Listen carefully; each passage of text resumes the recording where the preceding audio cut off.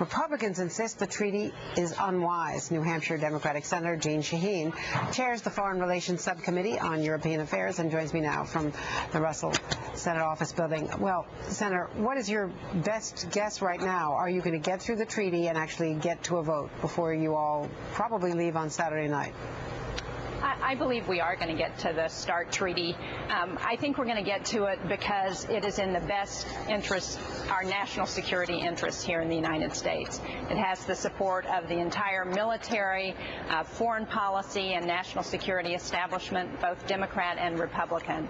And those people who have tried to throw up roadblocks and say we don't have time to get to this are ignoring the fact that when the Senate did the first START treaty years ago, it was much more complicated, and yet it only took 5 days on the floor of the Senate. We're already on the third day on the floor talking about this treaty.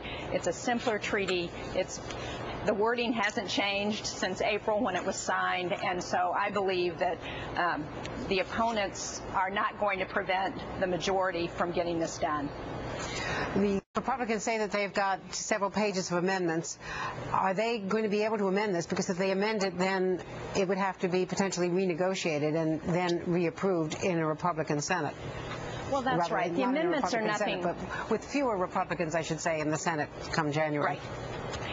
The amendments are nothing more than an effort to kill the treaty. That's what this delay on the debate has been about. That's what the amendments are about. This is an effort by those who oppose this treaty to kill it.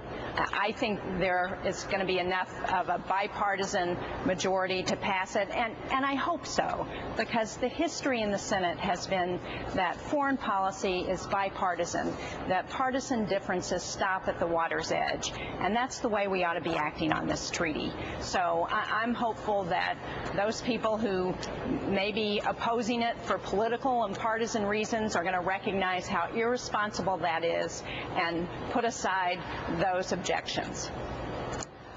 Before I let you go, let me ask you about Don't Ask, Don't Tell, because there is new life to that. 2 more Republicans signed on yesterday, and it is going to be on the floor, we're told, as a standalone bill, so that overcomes the Republican objections to it being part of the defense appropriations bill. Do you think it really has a shot? This would probably be its last shot at repeal for several years, given what the House is going to look like come January. I do think it has a great chance of being passed. As you point out, we've heard a number of Republicans say they are going to support it now that the tax cut legislation has been done and it's not part of the defense bill. And it's the right thing to do. You know, we've heard both Secretary Gates and Admiral Mullen, the chairman of the Joint Chiefs, say that this is important, that it's in the best interest of our military. What about the DREAM Act? That, of course, men and women in the military who would have a faster path to citizenship. They're already serving, putting their lives on the line for the United States. And if they get a certain number of years in college as well as serve in the military, they could be fast-tracked. Most people do not, most political experts up there don't think it's got much of a chance tomorrow. Well, I think if you count the votes, it's not clear where the outcome is going to be on the DREAM Act. But again, like Don't Ask, Don't Tell, this is the right thing for us to do. We should not discriminate against people who want to serve this country and who came, in the case of the DREAM Act, who came here as children through no fault of their own. They should be given opportunity. That's what this country's all about. That's what we were born on as a nation. And so if we don't get it passed this time, it's something we're going to keep working on because we've got to address this issue in the country. Jean Shaheen, thanks so much, Senator. Thank you for joining us today. And coming up, Julian Assange gives new meaning to the term house arrest and the spending bill that got hijacked in the Senate.